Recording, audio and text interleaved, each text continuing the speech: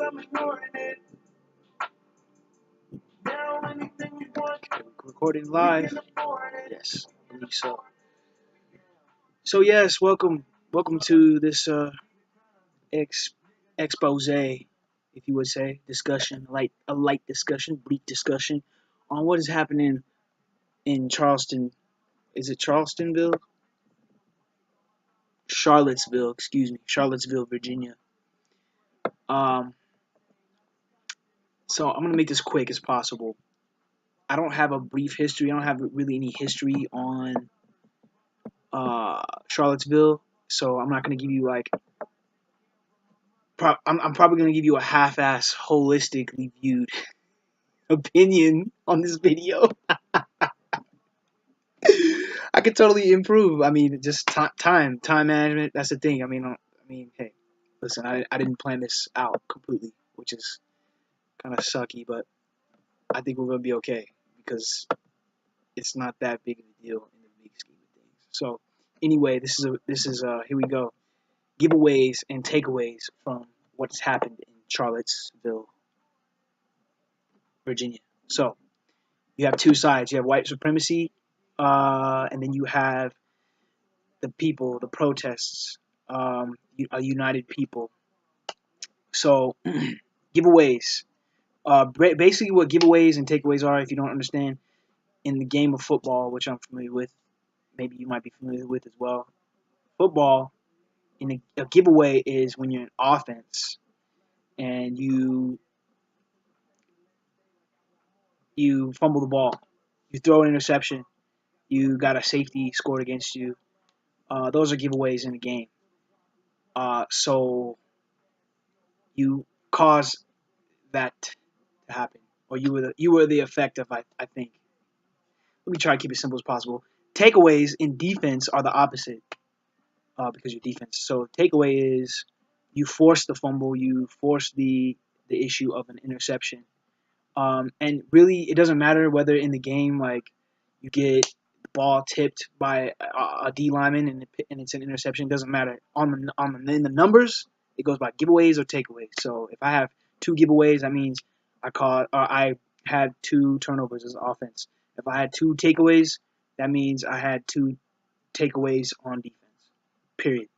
So giveaways on this issue between Charlottesville supremacists and the people who protested.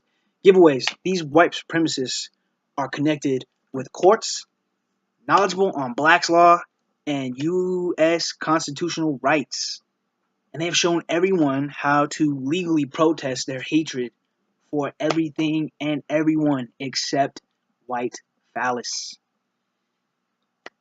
On the other side, the people who protested out of the kindness of their hearts and the awareness of the situation in modern day America have shown everyone bravery and courage to blindly follow what they feel is worth fighting for or losing their life for.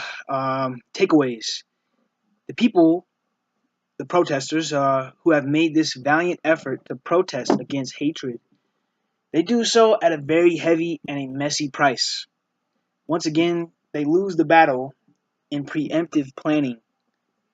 As you can tell from the results of the videos and the social media outrage and all that, you can tell that no one was ready for action against a fast-moving vehicle, let alone to retaliate against a madman behind the wheel of a vehicle.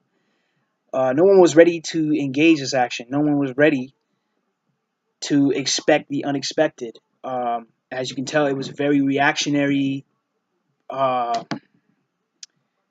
event. When the car came and hit people, nobody ran to the car and was ready to, nobody did anything to the driver. Nobody expelled what he expelled onto the audience, which was an act of complete violence and unawareness of human life, regard for human life. Nobody reacted against that or to that.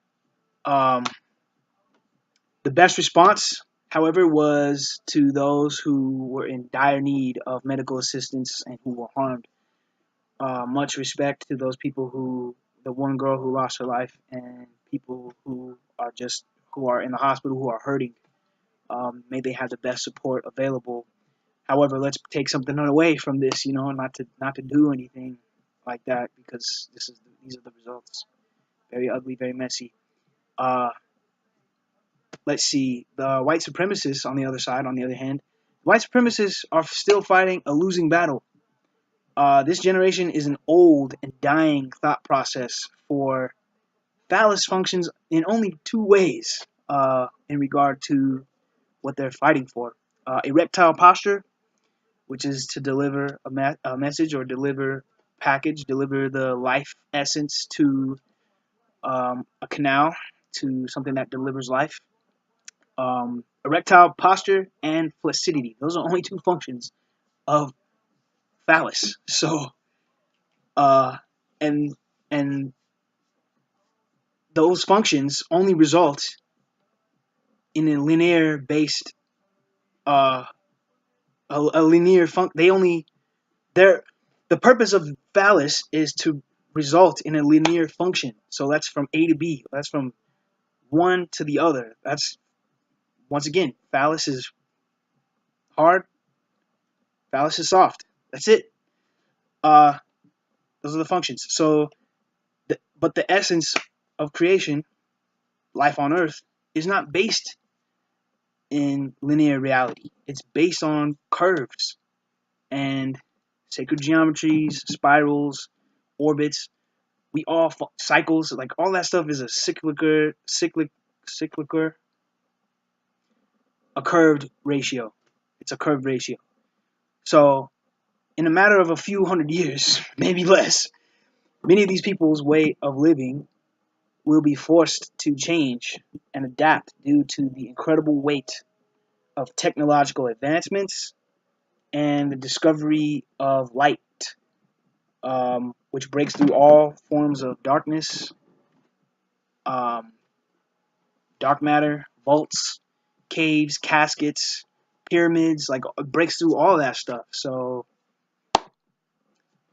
let's hopefully people will learn something from this. I surely did. This was you know kind of an unfortunate thing to happen in our society this day and age, of course, with everything going on. However, I believe it says somewhere in the Bible, I think somebody talks about uh, uh, the pains of war is like the signs of a coming age. So things are changing, whether we like them to or not. And amidst all of the violence and craziness, hectic activity, things are changing. Things will bring about change. People will begin to see and have discernment between the two. So yeah,